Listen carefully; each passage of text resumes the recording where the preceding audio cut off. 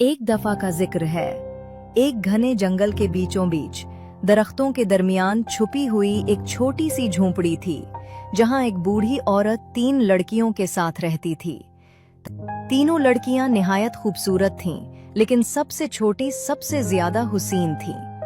बूढ़ी औरत उन्हें सुबह सवेरे से रात गए तक मुसलसल काम करवाती। वो सोने जैसे धागे को बारीक और नफीस सोत में तब्दील करती थीं। जो ही एक तकला मुकम्मल होता, फौरन दूसरा दे दिया जाता, ताकि उन्हें एक लम्हे का आराम भी नसीब ना हो।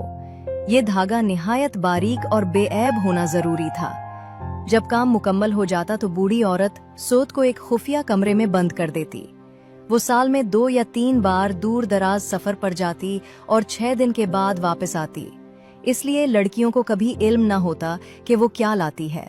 न ही वो कभी बताती कि ये सोने का धागा कहाँ से आता है या उसे किस मकसद के लिए इस्तेमाल किया जाता है। जब एक बार फिर बूढ़ी औरत सफर पर जाने लगी तो उसने हर लड़की को 6 दिन का काम दे दिया और हमेशा की तरह सख्ती से तंबीह की, लड़कियों, अपनी नजरें उधर उधर न दौड़ाना और किसी मर्द से हरगिज बात न करना। अगर ऐसा किया तो तुम्हारे सोने जैसे धागे की चमक मांद पड़ जाएगी और तुम पर मुसीबतों के पहाड़ टूट पड़ेंगे। जब बूढ़ी चुड़ैल चली गई तो लड़कियां हंसने लगीं और आपस में कहने लगीं कि भला उनके धागे की चमक कैसे खत्म हो सकती है और वो किसी मर्द से मिलेगी भी कैसे, जबकि वो जंगल के बीच ऐसी तन्हा जगह पर रहती हैं।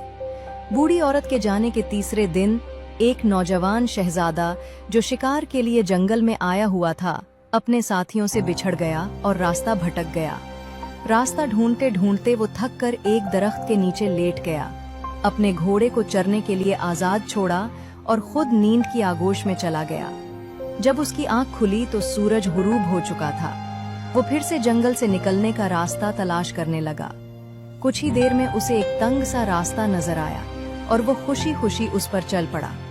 यही रास्ता उसे इस झोंपड़ी तक ले आया जहां तीनों लड़कियां रहती थीं। लड़कियां झोंपड़ी के दरवाजे पर बैठी ठंडी हवा से लुत्फ अंदोज हो रही थीं कि अचानक शहजादे को आते देखा तो चूक गईं। शहजादे ने नहायत शाइस्तगी से उन्हें सलाम किया और बताया कि वो रास्ता भटक गया है और बहुत भूखा और थका हुआ है। बड़ी बहनों को फौरन बूढ़ी औरत की तंबीह याद आ गई और उन्होंने छोटी बहन से कहा कि उसे अंदर न आने दे, मगर सबसे छोटी बहन शहजादे की हालत देखकर रहम में आ गई और उसे अंदर आने दिया। उसने उसे खाना दिया और शहजादे की दिलकश बातों में खोकर वो बूढ़ी औरत की तंबीह भूल गई और घंटों उसके साथ बातें करती रही। उधर शहजादे के साथी उसे हर तरफ तलाश कर रहे थे, लेकिन कामयाब ना हुए। उन्होंने बादशाह को उसके गुम होने की खबर भिजवाई। बादशाह ने फौरन सिपाहियों का एक दस्ता रवाना किया। 3 दिन की तलाश के बाद वो आखिरकार इस झोंपड़ी तक पहुंच गए। शहजादा जाने से पहले सबसे छोटी लड़की से वादा करके गया कि वो वापस आएगा और उसे अपनी दुल्हन बनाएगा।